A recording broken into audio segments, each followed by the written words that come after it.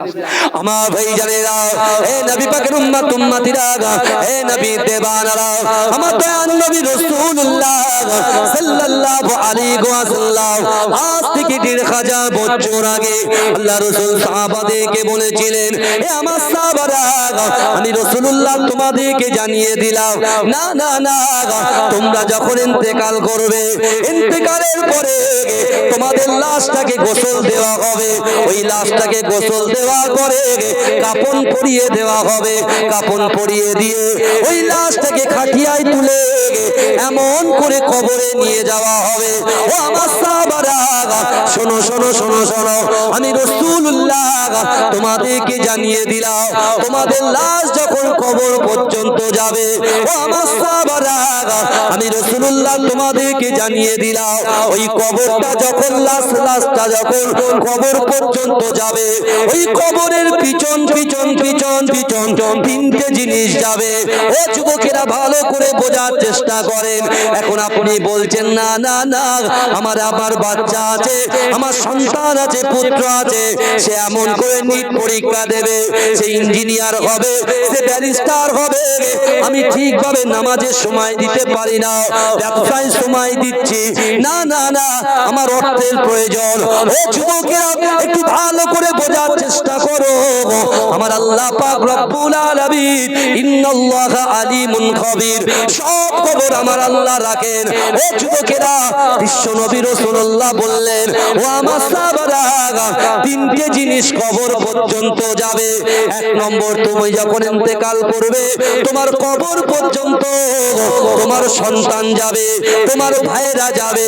দ্বিতীয় নম্বর, তুমি যে সম্পত্তি ক্রয় করেছো, একাত্তা করেছো, একত্রিত করেছো, ধন ভান্ডার বানিয়েছো, ও আমার সাহাবারা, ওই অর্থ সম্পদ তোমাদের লাশের পিছন পিছন কবর পর্যন্ত যাবে। ও যুবকেরা, আজকে এই জান্নাতের বাগানে, আপনাদের গ্রামে এই জালসাতে রাসূলুল্লাহর মুহাব্বত ভালোবাসা অন্তরে নিয়ে আমার যে যুবকগুলো, বাবাজিগুলো, আমার ভাইগুলো সাইডে দাঁড়িয়ে দাঁড়িয়ে ওয়াজ শোনে, কোরআন শুনে, হাদিস শোনে, না না না, আমি তাদেরকে বলতে চাই, আজকে যে কাজটা আপনারা করছেন, এই কাজটাকে আমার আল্লাহ পাক আমলে পরিণত করে দেবে। জোরে বলেন না সুবহানাল্লাহ। আল্লাহ যখন এই কাজটাকে আমলে পরিণত করে দেবে, আপনার লাশটা যখন কবর পর্যন্ত পৌঁছে যাবে, আমলটাও তোমার কবর পর্যন্ত পৌঁছে যাবে। জোরে বলুন না সুবহানাল্লাহ। জোরে বলা যাবে না। রাসূল বলছেন কাদের সঙ্গে? এই কথা বলেন না, কার সঙ্গে বলছেন? সাহাবাদের সাথে বলছেন। আর রাসূল বলেছেন যে আমি রাসূল বলছি, দুনিয়ার এক প্রান্ত থেকে অপর প্রান্ত পর্যন্ত আমার উম্মত উম্মতিদের ভিতরে যদি তারা ভালো করে কোরআনকে ফলো করে, হাদিস অনুযায়ী ফলো করে যদি চলতে পারে, আর তাদের কলিজার ভিতরে, কলবের ভিতরে যদি তিনটে জিনিস থাকে, তিনটে আমল থাকে। এক, কোরআন বলছে ইয়া আইয়ুহাল্লাযীনা আমানুত্তাকুল্লাহ, আল্লাহর ভয়। কোরআন বলছে কুল ইন কুনতুম তুহিব্বুনাল্লাহ ফাত্তাবিউনি ইউহিব্বুকুমুল্লাহ, অর্থাৎ রাসূলুল্লাহর মুহাব্বত।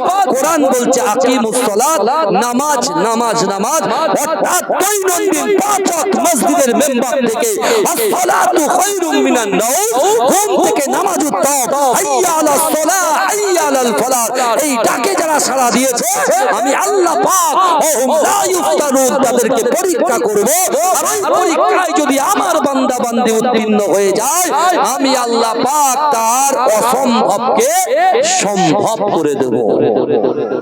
এই জন্য বলবেন, কত রকম সমস্যা আছে বলুন তো? পারিবারিক সমস্যা সবার আছে, অর্থনৈতিক সমস্যা আছে না নাই, শারীরিক সমস্যা আছে না নাই, সাংসারিক সমস্যা আছে না নাই, সবকিছু আছে। তাই এই সকল সমস্যাগুলো আমরা সমাধান করবেন না, আপনি চিন্তা করবেন না, কথা বলেন। কিন্তু এই সমাধান করতে যে আপনার যে আল্লাহ হায়াত দিচ্ছেন 70 বছর, 60 বছর, 40 বছর, হায়াতটাকে ফুরিয়ে ফেলছি, অর্থাৎ আখিরাত বারজাখি লাইফ, যে খাদ্যের দরকার, আমরা আমাদের বাড়িটাকে এসি আমাদের বাড়িটাকে সুন্দর আপনার নানান রকম আসবাবপত্র দিয়ে ঘিরে রেখেছি, সাজিয়ে রেখেছি, শোপিস করে রেখেছি, সুন্দর সুন্দর জিনিসগুলোকে সাজিয়ে রেখেছি, কিন্তু আসল ঘর তো কবর। এই কথা বলে না, আসল ঘর তো কবর। তাহলে ওই কবরটা আপনি সাজাবেন না? কবরটা কি দিয়ে সাজাবেন? এই তো আজকে জলসা করছে, 2 ঘন্টা টোটো করে এই মিনি মার্কেটে ঘুরে চলে গেলাম, হয়ে গেল। এর নাম তো জলসা নয়। যারা বাইরের গ্রাম থেকে এসেছে অন্তত পক্ষে 10টা মিনিট সেখানে বসতে পারে। কথা বলেন না, 10টা মিনিট তো বসতে পারে। আপনি তো চাইছেন কি, আপনার অর্থের দরকার, আমি জানি। এখানে আমরা যারা আছি, যারা আছেন, সকলের কিন্তু অর্থের প্রয়োজন, সকলের কিন্তু সবকিছুর প্রয়োজন। আর সেই প্রয়োজন মেটানোর মালিক কে? কথা বলে আল্লাহ। আল্লাহর কোরআন এবং হাদিসের কথা এখানে আলোচনা হচ্ছে, কিন্তু আমাদের মন বসছে না, আমাদের মন টেনে নিচ্ছে কোথায়? শয়তানের ডরায় আমাদের মনটাকে টেনে নিয়ে যাচ্ছে। কিন্তু আল্লাহ আমাদেরকে এত ভালোবেসেছে, আল্লাহ 4টে কসম খেয়েছে। এই বান্দার জন্য আল্লাহ কসম খাচ্ছে। এই কসম মানুষ কেন খায়? এই কথা বলেন না, বিশ্বাসটাকে এস্টাবলিশ করার জন্য কসম খায়। বুঝতে পারছেন না? মানুষ কসম কেন খায়? যাতে বিশ্বাসটা আপনার বাড়ে। আল্লাহ পাক বান্দার জন্য কসম খেলেন। কি কসম খাচ্ছেন দেখেন, আল্লাহ কোরআনে বলছেন ওয়াতিন ওয়াযাইতুন ওয়া তুর সিনিন ওয়া হাযাল বালাদিল আমিন। হে যুবক, ভালো করে কোরআন তো মানতে হবে। কোরআন যদি আপনি না মানেন, আপনি তো কাফের হয়ে যাবেন, মুশরিক হয়ে যাবেন। কিন্তু আল্লাহ তার বান্দাকে এতটাই ভালোবাসে, এতটাই মহব্বত করে। হে যুবক, বিশ্বাস করো, তোমার অন্তরের ভিতরে, তোমার কলিজার ভিতরে, তোমার কলবের ভিতরে কিঞ্চিত পরিমাণে অহংকার, অহমিকা, বিদ্বেষ আর ছোট মানসিকতা যদি থাকে, বিশ্বাস করো তোমার একটা ইবাদত কিন্তু আল্লাহর দরবারে পৌঁছাবে। আমরা মনে করছি নামাজ পড়েছি, রোজা রেখেছি, হজ করেছি, যাকাত দিয়েছি, ফিতরা দিয়েছি, কপালে কালো দাগ হয়ে গেছে নামাজ পড়ে পড়ে, আমি ঠিক বেরিয়ে যাব। কোথায় বেরিয়ে যাবে? না, আখিরাতে বেরিয়ে যাব। কি করে বেরোবে তুমি? বলে কেন? আমি নামাজ পড়েছি, তো রোজা রেখেছি, হজ করেছি, যাকাত দিয়েছি, লক্ষ টাকা আমি দান করে দিয়েছি, আমি আমার ইবাদতের পাওয়ারে যাব। আল্লাহ বলছে তাই নাকি? তুই তোর ইবাদতের পাওয়ারে যাবি? হ্যাঁ, আজকে এখানে বসে এই নিয়ত করতে হবে, আল্লাহর করুণা অর্জন করতে হবে। আল্লাহর করুণা ছাড়া আমরা কেউ জান্নাতে যেতে পারবো না। ভালো করে বোঝে। বনি ইসরাইলের জামানায় আল্লাহ পাক এক যুবককে জিজ্ঞাসা করছে, তুমি বলো, তুমি আমার করুণায় জান্নাতে যেতে চাও, না তুমি তোমার আমলে জান্নাতে যেতে চাও? বলো, তাড়াতাড়ি বলো। আল্লাহ কত দয়ালু দেখো। আল্লাহ অপশন আমাদেরকে দিচ্ছে, আমাদেরকে অপশন দিচ্ছেন, আল্লাহ বান্দাকে অপশন দিচ্ছেন। ভালো করে যে বান্দাকে আল্লাহ কত সুন্দরভাবে তৈরি করেছেন। আল্লাহ সূরা 3-এ বলছেন, আল্লাহ পাক ডুমুরের শপথ খেলেন, বুঝলেন? আল্লাহ পাক ডুমুরের কসম খেলে, ওয়াসাইতুন, জাইতুন তেলের কসম খেলেন, ওয়া তুর সিনিন, সিনাই পর্বতের কসম খেলেন, তুর পাহাড়, যেখানে মুসা আলাইহিস সালাতু ওয়াস সালাম আল্লাহর সঙ্গে কথা বলতেন। এই বুঝতে পারছেন না? ওয়া হাযাল বালাদিল আমিন, নিরাপদ শহরের কসম খেলেন, মক্কা নগরী। তারপর আল্লাহ বলছেন লাকাদ খালাকনাল ইনসানা ফি আহসানি তাকবীম, অবশ্যই অবশ্যই আমি মানুষকে সৃষ্টি করেছি সুন্দর গঠন দিয়ে, রূপ দিয়ে। জোরে বলুন। আল্লাহ আমাদের সুন্দর রূপ দিয়ে, গঠন দিয়ে সৃষ্টি করেছে, আর সেই আল্লাহর বান্দা হয়ে আমরা নাফরমানি করছি। ভালো করে বোঝে আমার সোনার ভাইরা, একটা জিনিস বোঝার চেষ্টা করুন। আল্লাহ বলছে, বান্দা তুমি বলো, তুমি আমার করুণায় জান্নাতে যাবে, না তুমি তোমার আমলে জান্নাতে যাবে? ও তখন বলছে, আল্লাহ আমি আমার আমলে জান্নাতে যাব। আল্লাহ বলে তাই? আল্লাহ ফেরেশতাকে বলছে, ও ফেরেশতা যাও, একে একটু জাহান্নামের ভিতরে ঢোকাতে হবে না, জাহান্নামের গেটের পাশ দিয়ে ঘুরিয়ে নিয়ে এসো। এই শুনছেন তো আপনারা? জাহান্নামের গেটের পাশ দিয়ে ঘুরিয়ে নিয়ে এসো। জাহান্নামের গেটের পাশ দিয়ে এক চক্কর মেরে এসে এত পানি পিপাসা লেগে গেছে, ও তখন বলছে, আল্লাহ আমার একটু পানির প্রয়োজন, আমার একটু পানি পান করা। আর আল্লাহর হুকুম, সামনে দিয়ে একজন পানি নিয়ে যাচ্ছে, তাকে ডেকেছে, ভাই আমাকে একটু পানি দিয়ে যাও। বলে এক গ্লাস পানি দেব, কিন্তু 500 বছরের ইবাদত দিতে হবে, তারপরে পানি পাবেন, তার আগে পাবেন না। ও বলছে ঠিক আছে, আমি তাতে রাজি, আগে পিপাসাটা তো মেটাই। পানির অপর নাম কি? জীবন। পানির অপর নাম জীবন। পিপাসাটা তো মেটাই, তৃষ্ণাটা তো মেটাই। ও 500 বছরের ইবাদত দিয়ে দিয়েছে, দিয়ে পানি ঢক ঢক করে খেয়ে নিয়েছে, ব্যাস সব শেষ। আল্লাহ বলে তুই কি করে যাবি, তোর কাছে তার কিছু নেই, কি করে যাবে? সাথে সাথে সিজদায়, আল্লাহ আপনি আমাকে ক্ষমা করে দিন। আল্লাহ বলছে ওই জন্য তো কোরআনে আয়াত নাযিল করেছি, উদউনি আস্তাজিব লাকুম, বান্দা তোরা আমার কাছে চা। ওই জন্য তো বান্দা তুমি গুনাহ করে বাড়ির মাথায় গিয়ে এক কোণায় গিয়ে মাথায় হাত দিয়ে বসে থাকবে, আমার সব শেষ হয়ে গেল। ওই জন্য তো বলেছি লা তাকনাতু মির রাহমাতিল্লাহ, বান্দা আমার রহমত থেকে তোরা নিরাশ হয়ে যাস না। ওই জন্য তো বলেছি আমার বান্দা পাহাড় পরিমাণে গুনাহ করবে, নাফরমানি করবে, জিনা করবে, অহংকার করবে, অবহেলা করবে, আমার বান্দা খারাপ কাজের ভিতরে লিপ্ত হবে, তারপরেও আমি আল্লাহ কোরআনে বলেছি ইয়া আইয়ুহাল্লাযীনা আমানু তুবু ইলাল্লাহি তাওবাতান নাসুহা। ও বান্দা তোমরা যদি তওবার তওবা করতে পারো, আমি আল্লাহ তোমার জিন্দেগি জীবনে সগীরা কবিরা যত বড় যত গুনাহ আছে আমি আল্লাহ ক্ষমা করে দেব। জোরে বলবেন। তাহলে এক গ্লাস পানি খেয়ে আখিরাতে এক গ্লাস পানি খেয়ে সব আমল যদি শেষ হয়ে যায়, কত পানি ফ্রিতে খাচ্ছি বলেন তো? তা আল্লাহর নিয়ামতের হক আদায় করবেন না? এই চোখটা যদি আল্লাহ অন্ধ করত, জবানটা যদি বোবা করত, পাটা যদি ঘোড়া করত, এই কথা বলেন আমাদের কোনো দাম থাকতো? কথা বলেন। আল্লাহ আপনাকে সুন্দর গঠন দিয়ে, ওই জন্য বলছেন লাকাদ খালাকনাল ইনসানা ফি আহসানি তাকবীম।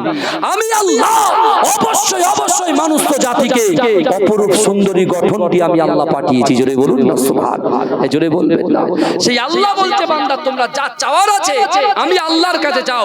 কোন যুবক যদি মনে করে যে আমি 700 টাকা ইনকাম করি, আমি 500 টাকা ইনকাম করি, আমি ঠিকঠাক ভাবে রাখতে পারছি না, তাহলে আমি বলবো আপনার চলাচলের গলাত আছে, চলাচল ঠিক হচ্ছে না, যার কারণে আপনার রুজিতে বরকত হচ্ছে না।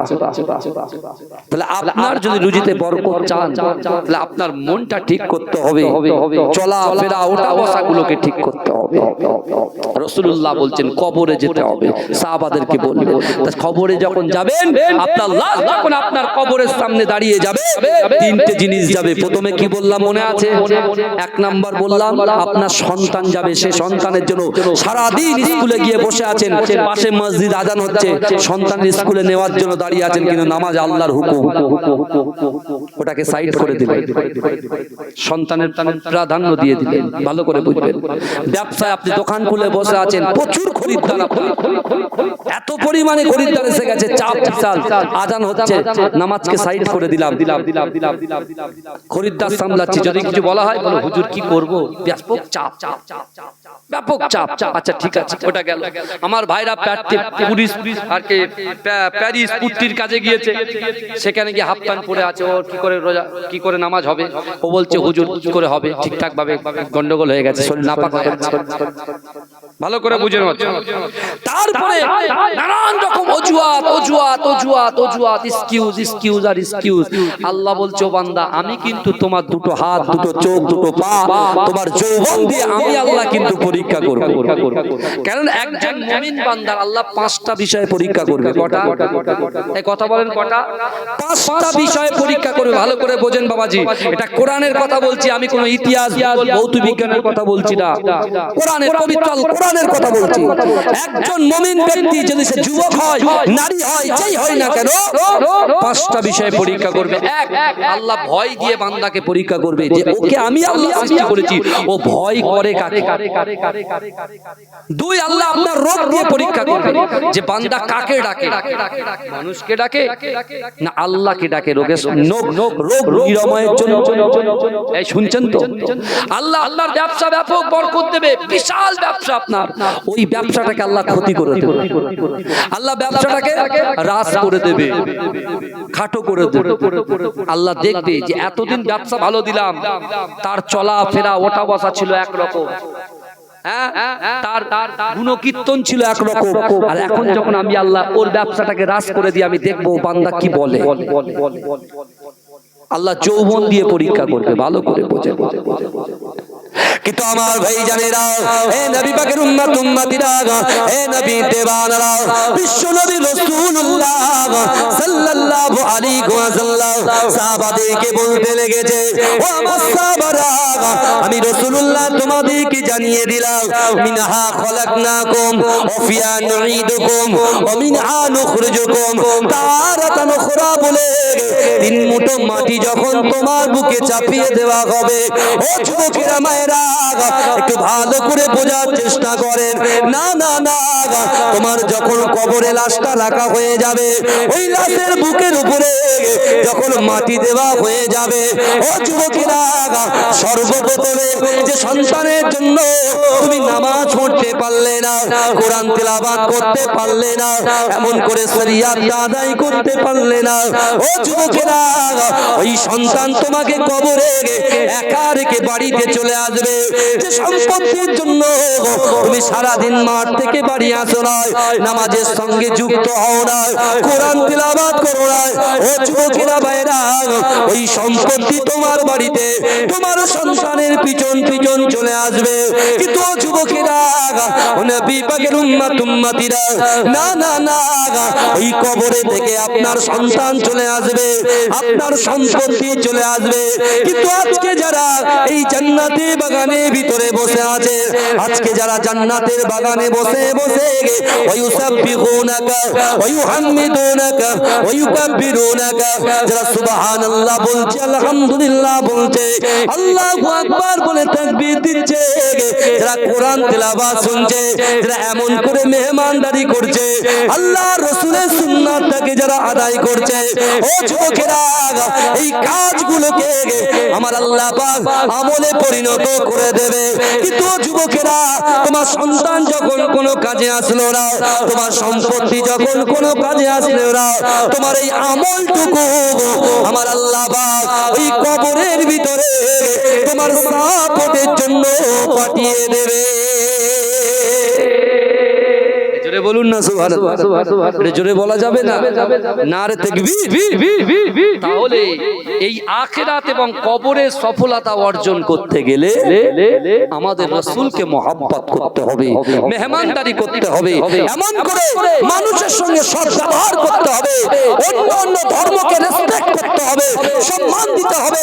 বিশ্বনবী রাসূল সাল্লাল্লাহু আলাইহি ওয়াসাল্লাম আমাদেরকে শিক্ষা দিয়ে গেছে, তুমি যখন রাস্তা দিয়ে হাঁটবে, রাস্তায় যদি কোনো বড় পাথর পড়ে থাকে, অর্থাৎ তোমার কাছে গাড়ি আছে, লাইট আছে, তুমি দেখতে পাচ্ছ পাথর আছে, তোমার পিছনে যে ভাইটা আসছে সে সাইকেলে আসবে বা পায়ে হেঁটে আসবে, তার কাছে বাইক থাকবে না, তার কাছে কোনো লাইট থাকবে না, যদি তুমি ওটাকে না সরিয়ে দাও, তোমার পিছনের ভাই সে যে ধর্মের হোক না কেন, তার ক্ষতি হতে পারে কি পারে না, ক্ষতি হতে পারে।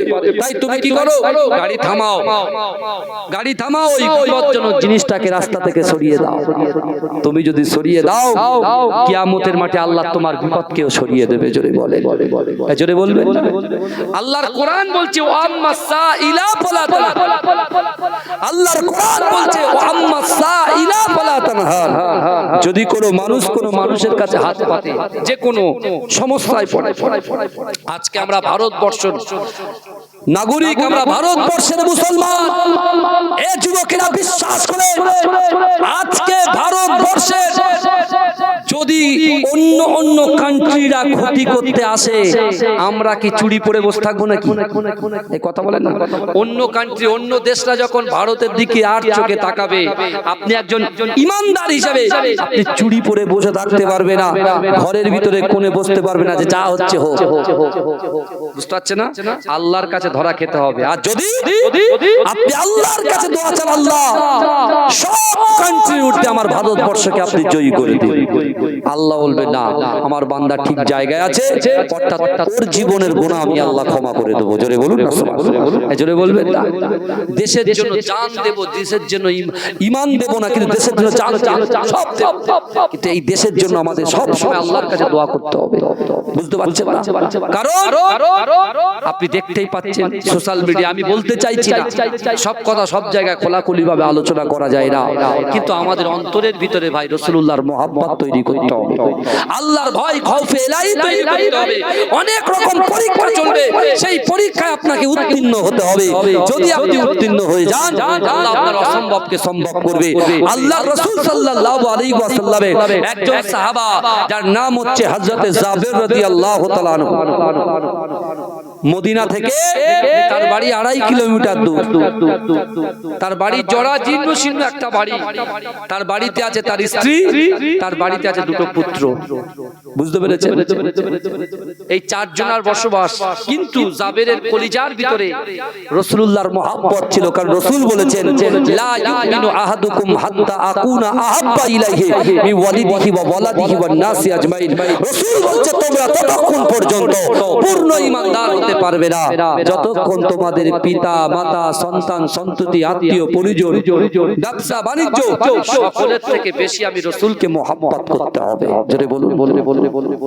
এই কারা কারা রাসূলুল্লাহকে ভালোবাসেন একটু হাত তোলেন তো, একটু হাত তোলেন। তাকবীর দেন তো, নারে তাকবীর। আর জোরে দেন না, নারে তাকবীর। রাসূলুল্লাহকে ভালোবাসেন তো? গলার ভয়েস কিন্তু আরো বাড়াতে হবে, বুঝলেন? যত রাত হবে তত লোক বাড়বে, আমি জানি। বুঝতে পেরেছেন? যত রাত হবে লোক আসবে। মাশাআল্লাহ, বিরিয়ানির হাঁড়ি তো গুনে তো কাউন্টিং করে শেষ করতে পারছি না।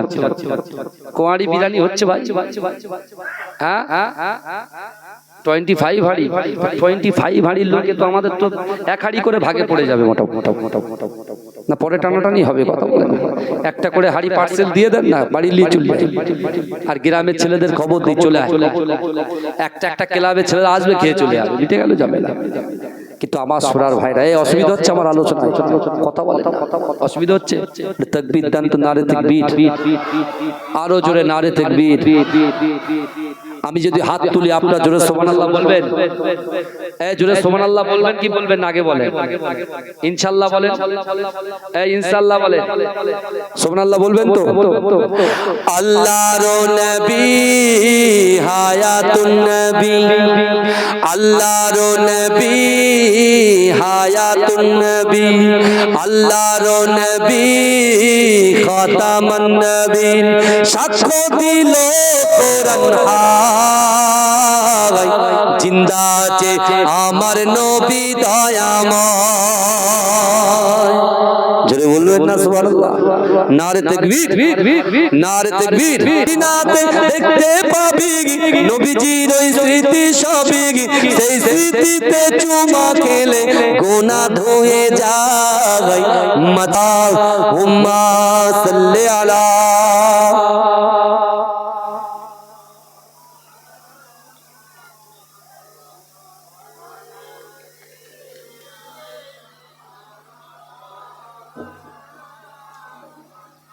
আমার বাবাজিরা ভাইরা, যে কথা আমি আপনাদেরকে বলছিলাম, হযরত জাবের রাদিয়াল্লাহু তাআলা আনহু তিনি মনে মনে চিন্তা করছেন আজকে রাসূলুল্লাহর দরবারে যাব, কিন্তু আমি তো রাসূলুল্লাহর থেকে, আমার জীবনের থেকে রাসূলুল্লাহকে বেশি মহব্বত করি। জোরে বলবেন না?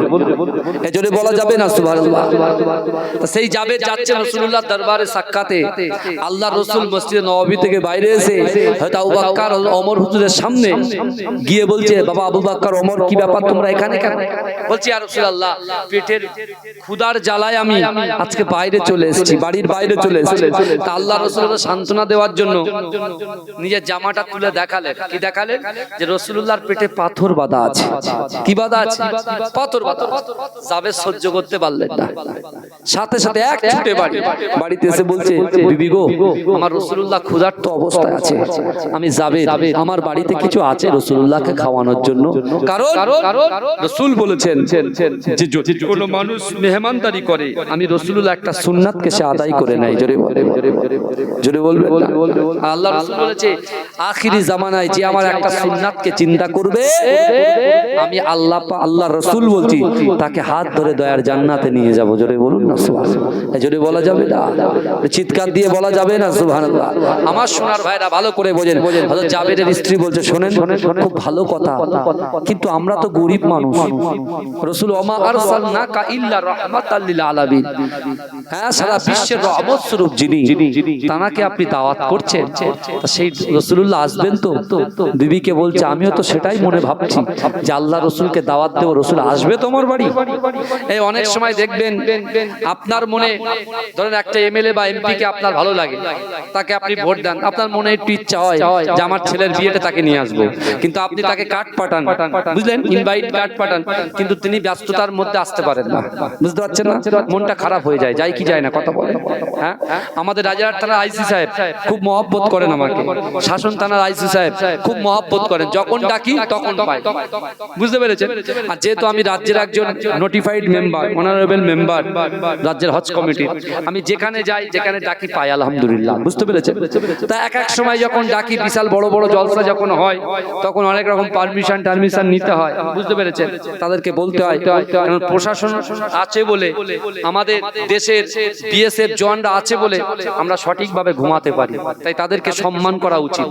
প্রত্যেকটা জায়গায় প্রশাসনকে সম্মান দেবেন, রেসপেক্ট করবেন, কারণ বলুন তারা একটা ডিউটি পালন করছে, বুঝতে পারছেন? তাদেরকে সম্মান করতে হবে, তাদের গায়ে যে উর্দিটা আছে, যে পোশাকটা আছে, সেটাকে সম্মান করতে হবে, উগ্র হলে হবে না, বুঝতে পেরেছেন? সব সময় মাথা গরম করা ঠিক না। ওই জন্য তো আল্লাহ পাক বারবার সবর ইখতিয়ারের কথা বলেছে, সবর করো সবর করো সবর করো। তা হযরত জাবের বলছে যে ইয়া রাসূলুল্লাহ, ইয়া হাবিবাল্লাহ, হুজুর আমি আপনাকে খুব ভালোবাসি। রাসূল বলে আমি জানি তো তুমি আমাকে ভালোবাসো, কিন্তু ওইদিকে বাড়ি থেকে গিয়ে আলোচনা করছে বিবি আল্লাহ রাসূলকে দাওয়াত করব, কিন্তু আমি রাসূলুল্লাহকে বলতে পারবো, আমার সাহসে কুলাচ্ছে না। বলছে জান না, আমার আব্বু যখন আপনার সঙ্গে বিবাহ দিয়েছিল, আমাদের একটা বকরির বাচ্চা দিয়েছিল, বকরি দিয়েছিল, সেটাকে জবাই করে রাসূলুল্লাহকে খাওয়াবো ইনশাআল্লাহ, আপনি যান। এই শুনছেন আপনারা? রাসূলকে ভালোবাসলে, রাসূলকে মহব্বত করলে আল্লাহ অসম্ভবকে সম্ভব করে দেয়। এই হাদিসটাকে যদি সামনে আনা হয় তাহলে আপনি বুঝতে পারবেন আমার রাসূলুল্লাহ শান মান ইজ্জতকে আল্লাহ কত আলা করেছে, আর যে রাসূলকে ভালোবাসে তারও ইজ্জত সম্মানকে আল্লাহ কতটা বৃদ্ধি করে দেয়, সেটা আপনি উপলব্ধি করতে পারবেন। এই হাদিসটাকে নিয়ে অনেকে কেউ জয়ীব বলেছে, কেউ নানান রকম কথা বলেছে, কিন্তু আমার একটা কিতাব হাতে এসেছে, সেই কিতাবটা পড়ার পরেই থেকেই কিন্তু আমি এই কথাটা এই 2-3 দিন হচ্ছে আমি আবার প্রচার করছি, বলছি ভালো করে বোঝেন। বিশ্বনবী রাসূল সাল্লাল্লাহু আলাইহি ওয়াসাল্লাম এর মহব্বতের সাহাবা হযরত জাবের, তিনি টুকটুক করে রাসূলুল্লাহর মসজিদে নববীতে হাজির হচ্ছেন। আজান দিচ্ছেন কে? বেলাল। বেলালের আজান শুনে জাবের বাড়ি থেকে বার হয়ে এসে রাসূলুল্লাহর পিছনে নামাজ আদায় করছে। এই নামাজ আদায় করার পরে রাসূলুল্লাহকে বলবে এক কদম এগোই, 3 কদম পিছন। কারণ কি? গরিব মানুষ তো, পুয়ার ম্যান, গরিব মানুষ, সে চিন্তা করছে কি হবে, আমি রাসূলকে বলবো, রাসূল আমার কথা কি অ্যাকসেপ্ট করবে, গ্রহণ করবে, এই চিন্তা করছে। কিন্তু গিয়ে রাসূলুল্লাহ সামনে যায়, কিন্তু ডরে ভয়ে সে বাড়ি চলে এসেছে। বাড়ি এসে বিবিকে বলছে আমি বলতে পারিনি। বিবি তো রাগ করছে যে বলতে হবে, আপনি বলুন। বলে ঠিক আছে আমি জোহরে গিয়ে চেষ্টা করব। সারা দিন চেষ্টা করলো, কিন্তু জাবের রাসূলুল্লাহকে ইনভাইট করতে পারলেন না, রাসূলুল্লাহকে দাওয়াত করতে পারলেন না। কিন্তু আমার রাসূলকে আল্লাহ পাক কি শান ওয়ালা করেছে দেখেন। আমার ভাইজানেরা, হে নবী পাকের উম্মত উম্মতিরা, হে নবী দেবানরা, হযরত জাবের রাদিয়াল্লাহু তাআলা আনহু তার স্ত্রী বারবার করে বলেন, ও আমার স্বামী গো, আজকে সারা দিন আপনি বলতে পারলেন না, ফজর জোহর আসর মাগরিব এশা আল্লাহর রাসূলকে দাওয়াত দিতে পারলেন না। কিন্তু না না না, আজকে ফজরের সময় যখন আপনি মসজিদে নববী শরীফে রাসূলুল্লাহর পিছনে নামাজ আদায় করতে যাবেন, অবশ্যই অবশ্যই আল্লাহর রাসূলকে আপনি দাওয়াতটা দিয়ে আসবেন। ও যুবকেরা, আল্লাহর রাসূলের মুয়াজ্জিন হযরত বেলাল রাদিয়াল্লাহু তাআলা আনহু আযান দেওয়া শুরু করলেন, আসসালাতু খায়রুম মিনান নাওম, ঘুম থেকে নামাজ উত্তম।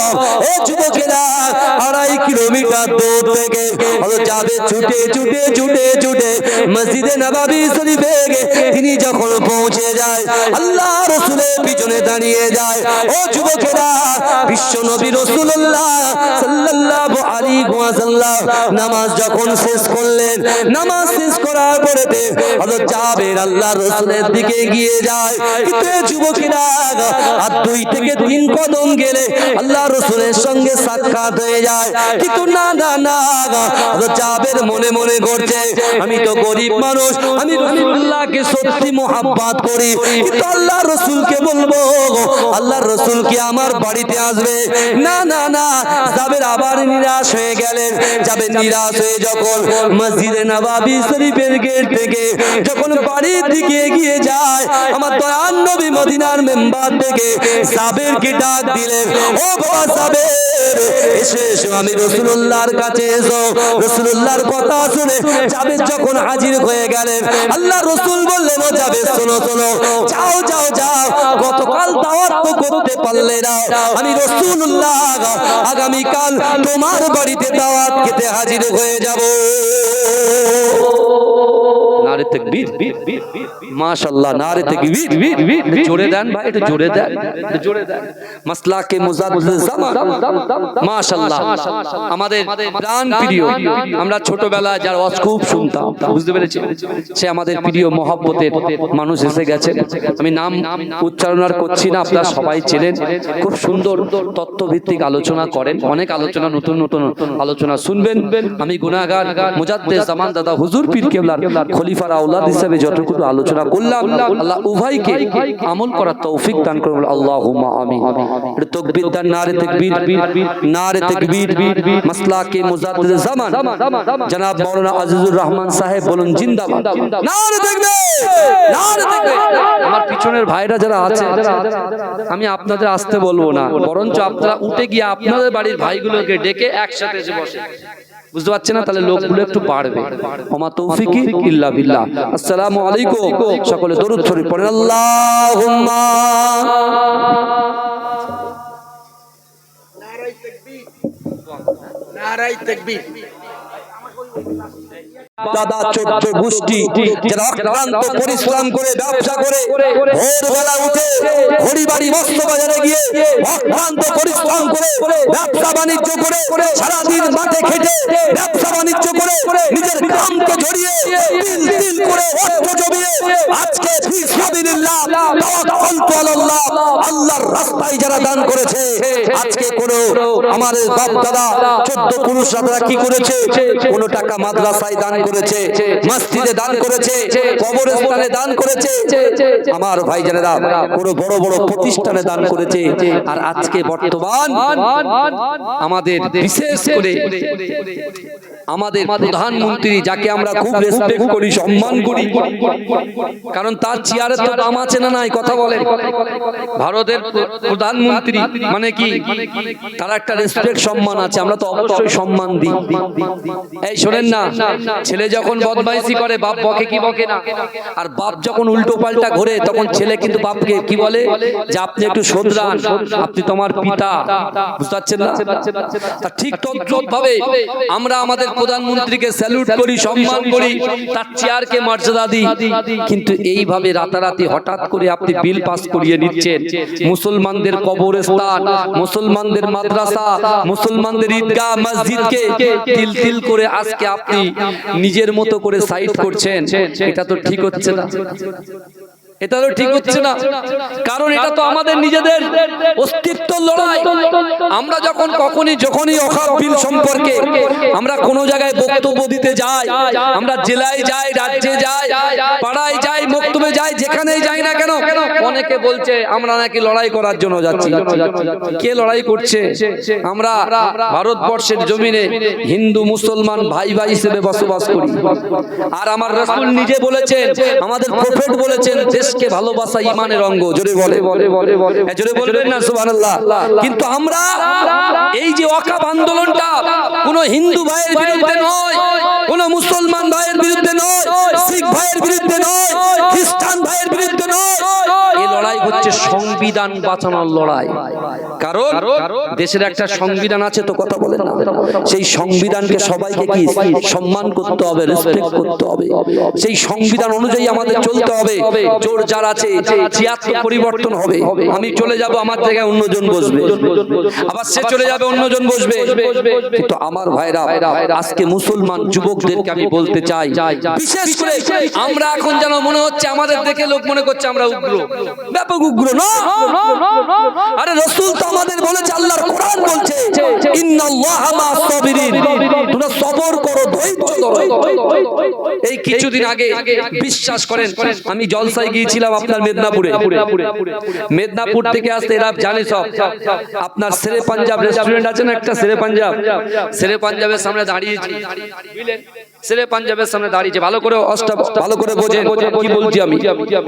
শেরে পাঞ্জাবের সামনে দাঁড়িয়ে আছি, হঠাৎ করে আমার কিছু হিন্দু ভাইরা ওরা একটা নারা দিতে শুরু করলেন। আমরা ওখানে প্রায় 16-17 জন ছিলাম, নামগুলো বলছি না কারা ছিলাম, কিন্তু ওখানে রেকর্ড করা আছে।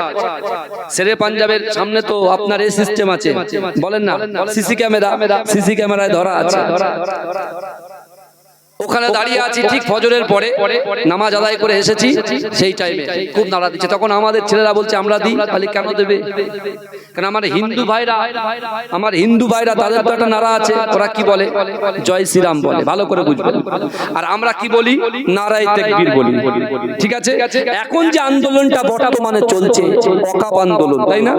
এই অকাপ আন্দোলন করতে যে আমার হিন্দু ভাইরা তাদের ধ্বনি তারা দিতেই পারে, তাতে তো আমাদের মাথা গরম করার কোনো প্রয়োজন নেই।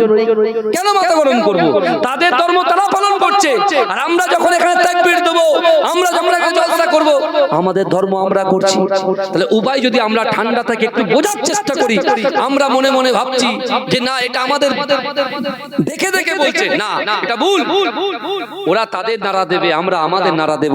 এবং আমরা যেমন আন্দোলন করছে যুবকেরা, ভালো করে বোঝার চেষ্টা করো, যেমন আমরা পাড়ায় গঞ্জে রাজ্যে যখন আন্দোলন করছি, আর আজকে আমাদের নামাজের পাটিতে আল্লাহর কাছে দোয়া চাইতে হবে, আল্লাহকে বলতে হবে এই পুরো পৃথিবীটাকে আল্লাহ পাক কুন ফায়াকুনের মাধ্যমে সৃষ্টি করেছে।